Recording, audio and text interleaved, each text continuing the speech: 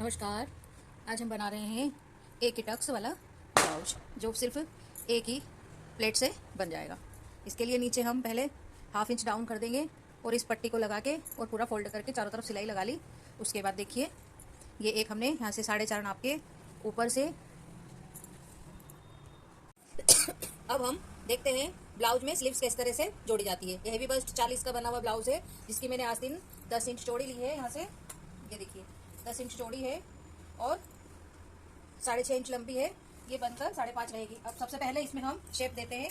जो आधा इंच पत्ती का शेप आगे से दिया जाता है तो ये इस तरह से काटने से आगे जो झोल आता है वो नहीं आता। तो हम इस तरह से इसको काट के और एक बार मशीन लगा लेते हैं और फिर इसको इस तरह से रख के इसका एक सेंटर पॉइंट बना लेते हैं ताकि हमें आस्तीन जोड़ने में सुविधा रहे। और यहाँ पर हम जो हमने कट लगाया है इसको एक बार मशीन लगा लेते हैं।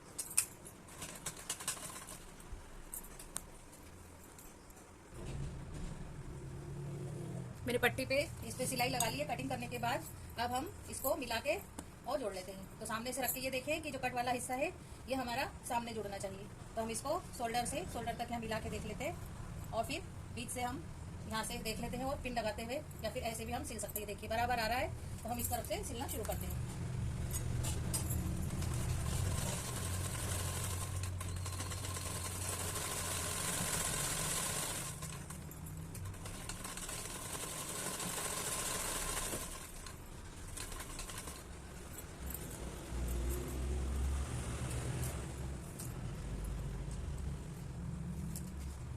इस तरह से हम पूरी आस्तीन को मिला के सिलाई लगा लेते हैं। दूसरी वाली स्लीव्स को भी हम इसे सेंटर मिला के और जोड़ लेते हैं।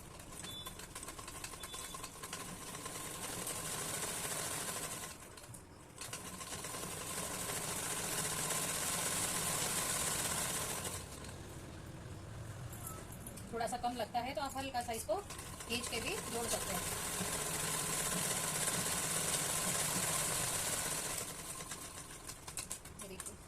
इस तरह से जोड़ लिया है। अब हम यहाँ इसकी सिलाई के ऊपर सिलाई और एक बाउंड्री पे और सिलाई लगा के फिर आपसे आगे दिखाते हैं। आस्तीन मैंने जोड़ ली है। अब इन दोनों को हम मिलाकर पहले सीधे साइड से एक सिलाई लगा लेते हैं पास की। सिर्फ एक पैर की सिलाई दूरी से लेंगे वो सीधे साइड से, फिर उल्टा साइड करके हम इसकी फिटिंग मिलाएंगे।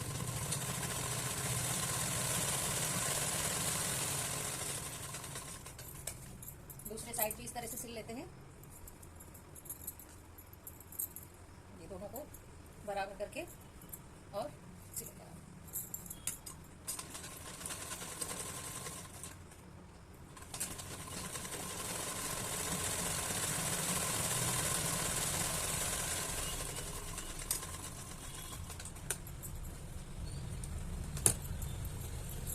अब इसे पलट के भी हम इस तरह से एक पैर की सिलाई से पूरा यहाँ से वहां तक कमर और आस्तीन से लेके सीधी एक सिलाई लगा लेते हैं।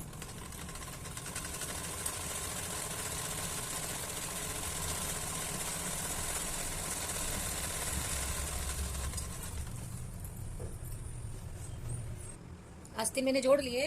अब इसकी हम फिटिंग निकालेंगे। तो आस्तीन के लिए गोलाई है 15 इंच, तो मैंने 7.5 इंच पे यहाँ निशान लगा दिया। और कमर कैसे निकालेंगे, 34 इंच कमर है तो पूरी हम इस तरह से पूरा टेप रख के और पूरे को एक बार नाप लेते हैं। और जो भी बचता है हमारा 34 इंच के बाद उसके हम 4 हिस्से कर लेंगे। तो यहाँ 34 इंच हो जाता है और बाकी ये बचता है तो इसको हम इस तरह से डबल फोल्ड कर लेते हैं। और डबल फोल्ड करके जो भी हमारा बचता है चौड़ाई में, तो ये देखिए बच रहा है सिर्फ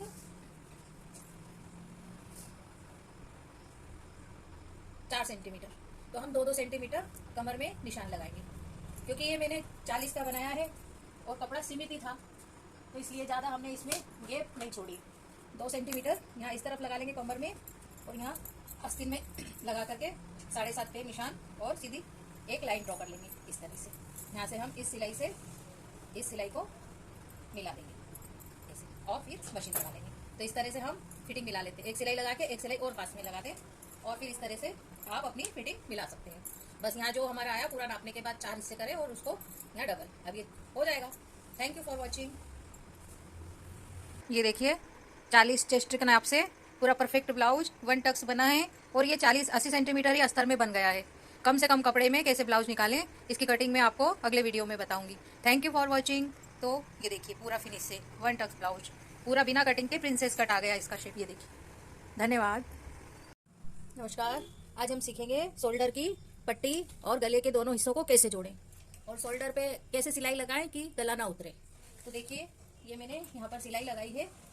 तो ये गले साइड से तिरछी ली है, यहाँ गले साइड में ज़्यादा लिया है ऐसे, ये देखिए 2 सूद लिया है और इधर 1.25 सूद लिया है, ताकि ये हमारा तिरछी सिलाई लगाने से जो शोल्डर, कभी किसी महिला के गले साइड शोल्डर दबा रहता है, तो उस तरह से हम ये तिरछी सिलाई लगाते हैं। तिरछी सिलाई लगाने के कारण ये इस तरह से यहाँ पर बराबर गला नहीं उतरता और ये फिनिशिंग से गला बन जाता है।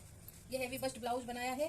तो देखिए, मैंने इसमें प्लेट भी नीचे से ज़्यादा ली है, इससे हाथ ऊंचे उठाने पर नीचे से सही साइड रहता है ब्लाउज। अगर हम ये नीचे से बेल्ट की पट्टी कम सिलते हैं या इसको हम 1 इंच या कम की लगाते हैं और हैवी बस्ट हो, तो फिर ब्लाउज ऊपर चढ़ जाता है, जो अच्छा नहीं लगता। तो देखिए, हम यहाँ शोल्डर में सिलाई लगाना सीखते हैं।